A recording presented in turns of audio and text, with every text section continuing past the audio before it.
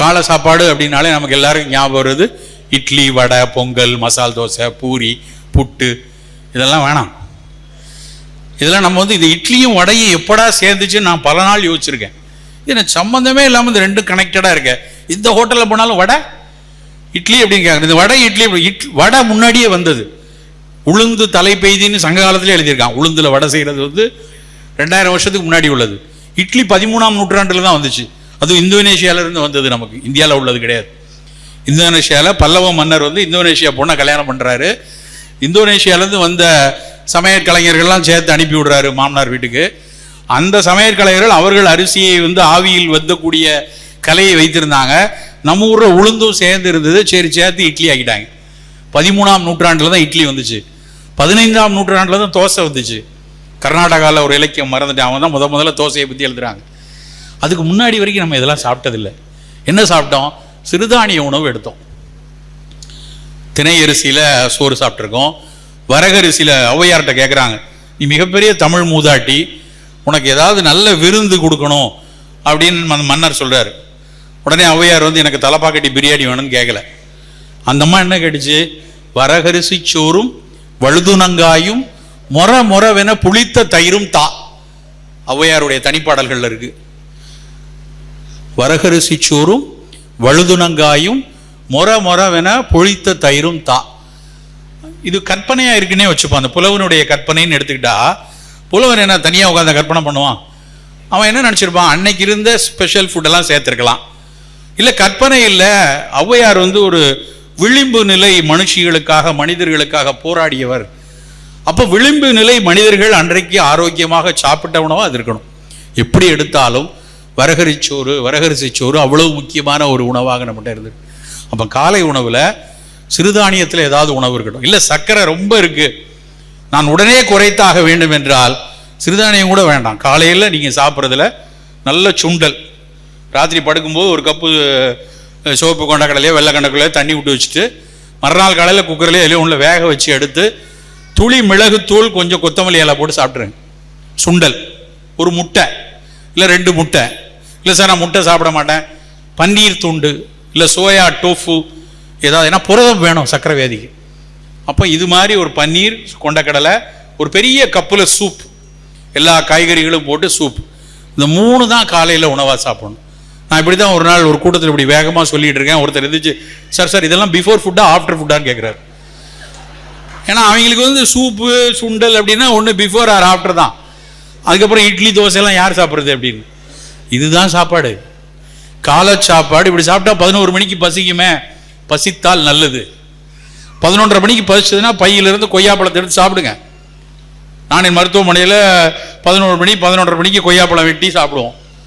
11:30 மணிக்கு கொய்யாப்பழம் எடுத்துக்கோங்க, ஆப்பிள் எடுத்துக்கொள்ளுங்க, ஏதாவது இல்லை ஒரு கப் மோர் குடிங்க, இல்லை ஒரு தேநீர் குடிங்க, அது மிகச்சிறப்பு. மதிய உணவு எடுக்கும்போது நிறைய காய்கறி, நிறைய கீரை. புலால் சாப்பிட்றதா இருந்தால் மீன், முதல் சாய்ஸ் மீன், 2வது சாய்ஸ் மட்டன், 3வது சாய்ஸ் உங்கள் ஊர் பக்கத்தில் காங்கேயத்தில் எல்லாம் ரொம்ப ஸ்பெஷல் கோழி கடக்நாத் கோழிம்பாங்க, கருப்பு கோழி. காங்கேயம் தானே ரொம்ப முக்கியமான ஊர், நாங்கள் படிப்பாங்க எல்லாம். அது அந்த காலில் ஷூ போட்ட மாதிரி இருக்கும் அந்த கோழிக்கு. அதனுடைய சதை கருப்பு கலரில் இருக்கும். பல தசை நோய்களுக்கு அந்த கடக்நாத் கோழியை வாங்கி கொக்குடாதி சூரணம்னு ஒன்று சித்த மருத்துவத்தில் செய்வோம். அவ்வளவு முக்கியமானது. அதை வாரத்துக்கு 1 நாள் 2 நாள் நம்ம சாப்பிட்டுட்டு போகலாம். மதிய உணவில் சோறு குறைவாக இருக்கணும். இந்த ராஜ்கிரண் ஒரு படத்தில் அப்படி குவிச்சு அரிசியை போட்டு மேலே அப்படி அருவி மாதிரி குழம்பை விட்டு கவளமாக உருட்டி, அதெல்லாம் வேணாம். சோறு இனிமேல் மிக குறைவாக இருக்கணும். பெண்களுக்கெல்லாம் நான் பல கூட்டத்தில் சொல்கிற செய்தி தான். உங்கள் வீட்டில் அன்னக்கரண்டின்னு ஒன்று இருக்கு இல்லையா? இன்னைக்கு இந்த மீட்டிங் முடிச்சு வீட்டுக்கு போகும்போது அந்த அன்னக்கரண்டியை எடுத்து கிழக்கு பக்கமாக நின்று 3 தடவை தலையை சுற்றி எரிஞ்சிருக்கேன். ஏன்னா அந்த அன்னக்கரண்டியை பார்க்கும்போது இந்த பிடபிள்யூடி ஆஃபீஸில் யூஸ் பண்ணுற பொக்லைன் எந்திரம் மாதிரி இருக்கும். எனக்கு பாலமாக சோறை வச்சு தமிழ்நாட்டில் பாதி பேரை சக்கரை வியாதி ஆக்கிட்டாங்க. அது வெள்ளையே சோறு. மறுசோறு வாங்கலைன்னா கோச்சிப்பாங்க. என்ன எந்திரிச்சிட்டீங்க, மறுசோறு வாங்கலை, ஒரு சோறே போதும், அதுவே அதிகம். இனிமேல் உங்கள் வீட்டில் மறுசோறு வீட்டுக்காரர் கேட்டாலும் கொடுக்காதீங்க. அந்த முதல்ல வைக்கிற, நான் அடிக்கடி சொல்றது, அன்னக்கரண்டிக்கு பதிலாக இனிமேல் ஸ்பூன் வச்சுக்கோங்க. சாதத்தை எண்ணி சாப்பிடலாம். ஒரு 15 அரிசி, ஒரு 24 அரிசி போதும். அவ்வளவுதான் அரிசி எடுக்கணும். அந்த அரிசியவே மாப்பிள்ளை சம்பா, காட்டு யானம், கருப்பு கவுனி, தூய மல்லி இதெல்லாம் சர்க்கரைக்கு நல்லது. குறைவாக எடுக்கக்கூடிய அரிசியும் மரபு அரிசியா இல்லைன்னா வரகரிசி போன்ற சிறுதானியமா நம்ம மத்தியானம் இருக்கணும். நம்ம பெரிய தப்பு என்னன்னா புரதம் ரொம்ப குறைவா எடுக்கிறது. ஏன்னா இன்னைக்கு கோவிட் காலத்துக்கு அப்புறம் எல்லாருக்குள்ளேயும் உள்ள அச்சம் வந்து காய்ச்சலுக்கு பயம். முன்னாடிலாம் கேன்சருக்கு தான் பயந்தோம். இன்னைக்கு காலையில் எனக்கு காய்ச்சல் அடிச்சு, பயங்கரமான காய்ச்சல். நான் போய் காய்ச்சல் அப்படின்னு சொன்னோன்னே என் பக்கத்துல இருந்து கிளினிக்ல பார்க்குற அவர் டாக்டர் உடனடியாக அவர் எடுத்து மாஸ்க் போட்டார். இவன் வேற இன்னும் 2 மணி நேரம் என் பக்கத்தில் உட்காந்துருக்க போறான். வேற கோவிடுடைய ஒமிக்ரானுடைய வேற வெரைட்டிலாம் வருது. ஊரா சுத்துறாளுனா எங்கேயாவது பிடிச்சிட்டு வந்துட்டானான்னு சொல்லிட்டு அவர் போட்டுக்கிட்டார். எதுக்கு சொல்றேன்னா காய்ச்சலுக்கு பயம். காய்ச்சல் வந்தா ஏதாவது பண்ணிருமோ, ஒமிக்ரானா இருக்குமோ. நான் வந்து காலையில காய்ச்சலா இருக்குன்னு வீட்டில் சும்மா பேசும்போது சொன்னேன். மகன் எல்லாம் ஃபோன் அடிச்சுட்டே இருக்காங்க. எப்பா இப்போ எப்படி இருக்க? மயக்கமாயிட்டியா? இல்லைப்பா நான் நல்லா தான் இருக்கேன், ஒன்றும் பிரச்சனை இல்லை. ஏன்னா நம்மெல்லாம் அந்த காலத்தில் காய்ச்சல், எனக்கு தெரிஞ்சு அந்த காலத்தில் காய்ச்சல்ங்கிறது நான்லாம் ஸ்கூலில் லீவ் லெட்டர் எழுதிக்கு தான் பயன்படுத்தினேன். As I am suffering from fever அப்படின்னு லெட்டரை கொடுத்துட்டு மாமா வீட்டு கல்யாணத்துக்கு போவோம். அவர் வாத்தியாரும் வத்துப்பார், சரி காய்ச்சல் அடிக்குது பிள்ளைய விடாதுன்னு அப்படி தான் யோசிச்சோம். ஆனால் இன்னைக்கு காய்ச்சலுக்கு பயந்து சாகிறோம். காரணம் என்னன்னா காய்ச்சலுக்கு நிறைய பேர் செத்து போயிட்டோம். ஒரு சாதாரண காய்ச்சல் வந்து ஒரு மரணத்தை கொடுக்கக்கூடிய அளவில் ஒரு 3 வருஷமா நம்மளை வந்து ஆட்டி படைச்சிருச்சு. இந்த காய்ச்சலுக்கு எதிர்ப்பாற்றல் வேணும்னா முதல்ல நம்ம இன்னேட் இம்யூன் சிஸ்டம், நம்ம உடல்ல வெள்ளணுக்கள், ஈரல், எலும்பு மஞ்சை, காம்ப்ளிமெண்ட் செல், இப்படி பல நம்ம உடம்போட எதிர்ப்பாற்றல் அணுக்கள் இருக்கு. அது நல்லா இருக்கணும்னா புரதம் நல்லா சாப்பிடணும். ஆனா நம்ம சாப்பாடுல புரதம் ரொம்ப கம்மி. வெஸ்டர்ன் ஃபுட்டையும் நம்ம ஃபுட்டையும் பார்த்தோன்னு வைங்களேன், வெளிநாட்டுக்காரன் இவ்வளோ ஆனால் மீட் சாப்பிட்றான், நல்ல புலால் கட்டு துண்டுகள், கொஞ்சோட சோறு கொஞ்சம் காய், இப்படி கச்ச கச்சக்குன்னு சாப்பிட்டுட்டு போயிடுறாங்க. ஆனால் நம்ம வந்து நான் வெஜிடேரியன் சார். சரி, வெஜிடேரியன்னா ஒரு தட்டு நிறைய காய்கறி வச்சு கீரை வச்சு பழஞ்சாட்டு சாப்பிட்டா வெஜிடேரியன்களாம். ஆனால் நம்மால் பூரா சோற்றேரியன். சோறை எவ்வளோ வச்சுட்டு சின்னோடு கப்பில் காய், சின்னோடு கப்பில் காய், அதுக்கு பேர் வந்து வெஜிடேரியன் கிடையாது. வெஜிடேரியனா தட்டு முழுக்க காய்கறி இருக்கணும், கொஞ்சோட சோறு இருக்கணும். சர்க்கரை வியாதியஸ்தர் நினைக்க வேண்டிய விஷயம் என்னன்னா அரிசியை குறைத்து புரத உணவுகள், கீட்டோ ஃபுட்டுன்னு சொல்றான், புரத உணவுகளை அதிகம் எடுத்துக்கணும். அதிகம் மீன், நான்வெஜ் சாப்பிட்றவங்க மீன் முட்டை இல்லை சார் வெஜிடேரியன்னா நிறைய கீரை பழங்கள் அது மாதிரி எடுத்துக்கொள்ளுங்க. எல்லா பழமும் எடுக்கலாமா? அந்த முக்கணி கூடாது, மா பலா வாழை வேண்டாம். என்ன எடுக்கணும்? நல்ல கொய்யா, சிவப்பு கொய்யா ரொம்ப நல்லது, பப்பாளி, மாதுளை, ஆப்பிள், நெல்லிக்காய், ஏதாவது ஒரு கனி எடுத்துக்கொள்ளலாம். இது மதிய உணவுல இருக்கணும். இரவு உணவு ரொம்ப ரொம்ப முக்கியமானது. இரவு உணவுங்கிற ஒரு விஷயத்தை இனிமேல் மாலை உணவாக மாற்ற வேண்டும். 5:30 மணிக்கு சாப்பிடணும் சார் டின்னரை. 5:30 மணிக்கு நம்ம சாப்பாடு டின்னர் எடுத்துட்டோம்னா சர்க்கரை மிகப்பெரிய அளவில் கட்டுப்படும். MITயில், பாஸ்டனில், மெசச்சூட்ஸ் மெடிக்கல் யூனிவர்சிட்டியில் அவர்கள் வந்து ஒரு ஆராய்ச்சி செய்து சொல்லியிருக்காங்க, இருவேளை உணவு எடுப்பவங்க சர்க்கரையை கட்டுப்படுத்தலாம். காலையில் 9 மணிக்கு ஒரு ஃபுட்டு சாப்பிடுங்க, சாயந்தரம் 5 மணிக்கு போதுங்கிறான். ஆனால் தமிழர்கள் அப்படி தான் சாப்பிட்டுட்டு இருந்தோம். அந்தி சத்தியில் தான் சாப்பிட்டோம். நடுவில் எப்படி வந்து இந்த சாம்பார், ரசம், வடை, அவியல், பொரியல், கூட்டு பொரியல், மத்தியானம் ஒரு கட்டு கட்டிட்டு அப்புறம் ராத்திரி போய் டின்னர், ஒரு கல்யாண வீடு இல்லைன்னா எங்கேயாவது போய் விருந்து உணவுன்னு சாப்பிட்டா வரிசையாக 20 பலகாரம் 25 பலகாரம் சாப்பிட்றோம் நைட்டில். மிக எளிய உணவு, மிக ஆகச்சிறந்த உணவு கோதுமை ரவை கிச்சடி. எல்லா காய்கறியும் போட்டு கோதுமை ரவை கிச்சடியை உங்கள் வீட்டில் சர்க்கரை நோயாளிகள் இருந்தால், இல்லை உங்கள் வீட்டில் சர்க்கரை நோயாளி வருவதற்கு வாய்ப்பு இருந்தால் இரவு உணவு கோதுமை ரவை கிச்சடி, இல்லை சிறுதானிய அடை, இல்லை கோதுமை சப்பாத்திக்கு தால். சார் நான் சப்பாத்தி தான் சாப்பிட்றேங்கிறாங்க. நான் ஒரு ஃப்ரெண்டுகிட்ட கேட்குறேன், அவர் சப்பாத்தி தான் சாப்பிட்றாரு. ஆனால் என்னென்னா தொட்டுக்கிறதுக்கு இவ்வளோ ஆன கிரேவி, அது பார்த்தீங்கன்னா முந்திரி பருப்பு, தக்காளி பழம் எல்லாம் போட்டு அரைச்சி அதில் உருளைக்கிழங்கு, பீட்ரூட்டு, கேரட் எல்லாம், அதுக்கு பேர் அது உடலை மிகப்பெரிய அளவில் கலோரியை கூட்டும். கோதுமை புல்கா எடுத்தோன்னா கூட வந்து நல்ல தால் மட்டும், தால் கறி மட்டும், பருப்பு மட்டும் வைத்து எடுத்துக்கொள்ளக்கூடிய பழக்கம் வைத்துக்கொள்ளணும். நண்பர்களே, நம்முடைய உணவு திட்டத்தில் மிக மிக மிக அக்கறையாக இருக்கணும்.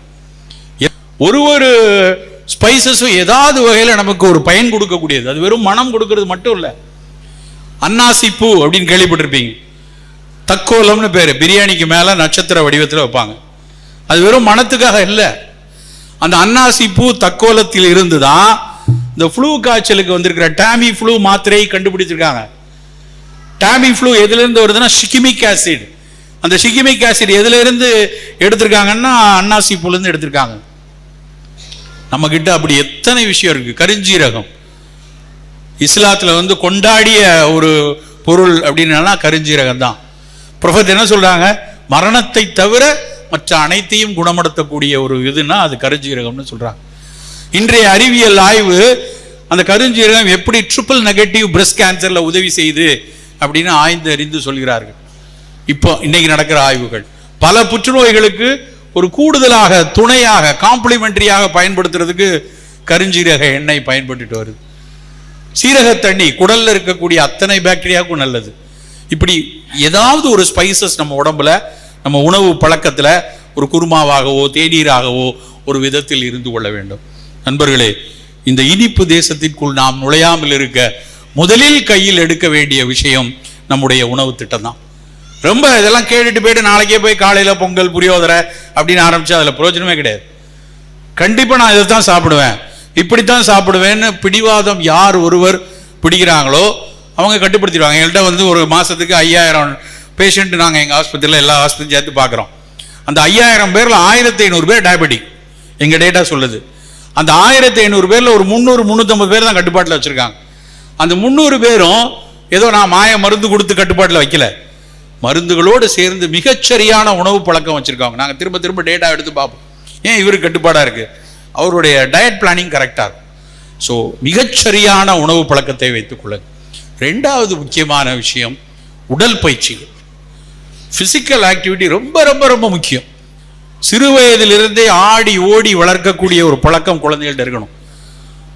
3ஆம் கிளாஸ்லேயே நீட்டுக்கு சேர்த்து ஜேஇக்கு சேர்த்து அவன் பாதி நேரம் அப்படியே உட்கார்ந்துருக்கான் கம்ப்யூட்டர் முன்னாடி. எத்தனை வீட்டில் பிள்ளைகள் சென்னையில் கிளாஸ் ரூம்லேயே எழுதி போட்டிருக்காங்க JEE 4A நீட் 4B அப்படின்னு போடுறாங்க. எனக்கு அதை பார்த்தாலே கோவம் வருது. குழந்தை பருவத்தில் எதுக்காக இப்படியான ஒரு படிப்பு? பிள்ளைகள் ஓடி ஆடி வளரணும். ரொம்ப ரொம்ப முக்கியமான விஷயம். நம்ம வீட்டு பிள்ளைகள் தினசரி 1 மணி நேரமாவது விளையாடுறானான்னு பார்க்கணும். சார் அவன் ஒரு பக்கம் போக மாட்டான் சார், அவன் உண்டு, அவன் வேலை உண்டு, அப்படியே இருப்பான் அப்படின்னு நீங்க சொன்னீங்கன்னா அவன் ஒரு மனநோயாளியா உருவாயிட்டு இருக்கான்னு அர்த்தம். திரு திருன்னு ஓடிக்கிட்டு இருக்கான், நல்லா ஆடி பாடி மகிழ்ந்திருக்கான்னா அவன் நல்ல குழந்தையாக வெளியே வருவான். நண்பர்களே, குழந்தைகளை ஓடி ஆடி விளையாட வைங்க. சக்கரை வியாதி வந்துருச்சு, முதல் விஷயம் நடைப்பயிற்சி. 45 நிமிஷம் நடக்கணும், 1 மணி நேரம் நடக்கணும் ஒரு நாளைக்கு. நடைன்னா உடனே 10 பேர் சேர்ந்து கையை காலை ஆட்டிட்டு எல்லாரும் ஒன்னாச்சு, எடப்பாடி என்ன பண்ணார் தெரியுமா, ஸ்டாலின் என்ன பண்ணார் தெரியுமா, அந்த படம், இப்படிலாம் கதை பேசிட்டு போகாதீங்க. நான் பல கூட்டத்தில் பார்த்துருக்கேன். 10 பேர் ஒன்னா நடப்பாங்க, ஊர்வலம் போற மாதிரி. அவங்க பேசுறதெல்லாம் மன பதட்டத்தை உருவாக்கக்கூடிய விஷயமா இருக்கும். அதுக்கு பேர் நடைப்பயிற்சி இல்லை. முடிந்த வரைக்கும் நடைப்பயிற்சியை தனியாக மேற்கொள்ளுங்க. அழகா காதுல எத்தனை விஷயம். உங்களுடைய புத்தக கண்காட்சிக்கு பவா செல்லத்துறை வரார், என்னுடைய காதின் நண்பர் அவர் தான். நான் எப்போ நடக்கும் போதும் அவருடைய கதை ஒன்றை கேட்டுக்கொண்டே நடப்பேன். அவர் ஒரு பெரிய புத்தகத்தை 15 நிமிஷத்தில் அழகா சொல்லிடுவார். பெருங்கதையாடல் பேசுவதற்காக வருகிறார். நண்பர்களை அவசியம் நீங்கள் அத்தனை பேரும் கேட்க வேண்டிய நிறைய நண்பர்கள் வராங்க. முத்துநலன் வராங்க, மதுக்கூர் வராங்க, பவா வராரு. ஒவ்வொரு நாளும் 1 மணி நேரம் இதுல கேட்கிற விஷயம் பல வகையில உங்க வாழ்க்கையை மாற்றும். குறிப்பா பவா செல்லத்துறையினுடைய கதைகள் பல விஷயத்தை மனசுக்குள்ள அப்படியே உற்சாகத்தை பொங்கி கொடுக்கும். ஒரு நாள் பவா இல்லையா, இன்னொரு நாள் பாம்பே ஜெயஸ்ரீயோட பாட்டு கேட்பேன், ஒரு நாள் அருணாசாயிரம் பாட்டு கேட்பேன், ஒரு நாள் வேற ஏதாவது ஒரு போட்காஸ்டில் 4 பேர் சேர்ந்து டிஸ்கஸ் பண்ணுவாங்க, அதை கேட்டுக்கொண்டு போவேன். அப்படி நீங்கள் கேட்டுக்கொண்டு 1 மணி நேரம் நடை. ஆணும் பெண்ணும் கண்டிப்பா நடக்கணும். இது ஒண்ணு நடந்தா மட்டும் போதுமா? போதாது. நடைக்கு அப்புறம் ஒரு 10 நிமிடமாவது உடல் பயிற்சி செய்யணும். தசைகளை வலுவாக்கணும். நல்ல டார்சிப்ளெக்ஷன், நல்ல காலை தட்டி தட்டி காலுக்கு எக்ஸசைஸ் பண்றது, குவாட்ரிசெப்ஸ் எக்ஸசைஸ் பண்றது, ஹாம்ஸ்ட்ரிங் எக்ஸசைஸ் பண்றது, இப்படியான பயிற்சிகள் ரொம்ப ரொம்ப அவசியமான விஷயம். தினசரி ஒரு 10 நிமிடம் உடல் பயிற்சி, 5 நிமிடம் நல்ல மூச்சு பயிற்சி. இந்தியாவினுடைய மிகப்பெரிய ஆக பொக்கிஷமான விஷயம் நல்ல மூச்சு பயிற்சிகளை பல அறிஞர்கள் சிவானந்தால இருந்து ஆரம்பிச்சு இன்னைக்கு நிறைய பேர் மூச்சு பயிற்சியை கற்றுக் கொடுக்குறாங்க. உலகமே இன்னைக்கு மூச்சு பயிற்சிகளை எடுத்து பல நோய்களுக்கு பரிந்துரையாக செய்து கொண்டிருக்கிறது. அது பிறந்த இடத்தில் நாம் எத்தனை பேர் பயிற்சி செய்கிறோம்னு தெரியல. நம்ம பழகணும். ரெகுலரா சக்கரை வியாதி இருக்கா, கபால பாதி பிராணாயாமா, ரத்த கொதிப்பு இருக்கா, சீத்தளி பிராணாயாமா, தூக்கம் வரலையா யோக நித்ரா. இப்படி பல பிராணாயாம பயிற்சிகள் எல்லாம் சொன்னவனே இதெல்லாம் கத்துக்கிறதுக்கு போய் தவக்கோலம் பொறுக்கணும் அவசியம் இல்லை. 5 நிமிஷத்துல யூடியூப்ல கத்துக்கலாம். 5 நிமிடம் எத்தனை விஷயத்தை யூடியூப்ல கத்துக்கிறோம். இதுக்காக ஒரு 5 நிமிஷம் கத்துக்க முடியாதா? கற்றுக்கொள்ளலாம். அப்படி மூச்சு பயிற்சியை ஒரு 5 நிமிடம் வைத்துக்கொள்ளணும். இது எல்லாத்தையும் தாண்டி இந்த சர்க்கரை கட்டுப்பாடு இல்லாமல் போவதற்கான மிக மிக முக்கியமான காரணம் மன அழுத்தம். பல பேருக்கு மகிழ்ச்சிங்கிறதே இல்லை. நல்ல ஒரு இரவுல 7 மணி நேரம் தூங்கி காலையில் எந்திரிச்சோடனே அப்படி உற்சாகமா எந்திக்கிற மனநிலை இல்லைனாலே மன அழுத்தம் இருக்குன்னு அர்த்தம். காலையில் எந்திரிச்சோடனே ஐயோ பிரச்சனை விடிஞ்சிச்சா அப்படின்னு நினைச்சோன்னா நமக்குள்ள தவறு இருக்குன்னு அர்த்தம். இரவு அடிச்சு போட்ட மாதிரி தூங்கணும். சார் நான் 1க்கு போறதுக்கு 3 தடவை எந்திப்பேன், அவர் சுவிட்சை போட்டா எந்திரிச்சிருவேன். அப்படி நம்ம இருந்தோம்னா அதுக்கு அந்த தூக்கத்திற்கு பயன் கிடையாது. நல்ல 6 மணி நேரம் 7 மணி நேரம் தங்கு தடையற்ற தூக்கம், அன்இன்டரப்டட் ஸ்லீப் அப்படிம்பாங்க. எந்த தடையும் இல்லாமல் 7 மணி நேரம் தூங்கணும். 7 மணி நேரம் தூக்கம், 3/4 மணி நேரம் நடை, 10 நிமிடம் உடற்பயிற்சி, 5 நிமிடம் மூச்சு பயிற்சி, கூடவே உணவு பழக்கம் இருந்தால் இந்திய தேசத்தில் இந்தியர்களாகவே இருப்போம். இனிப்பு தேசமாக நாம் அதை மாற்ற மாட்டோம்.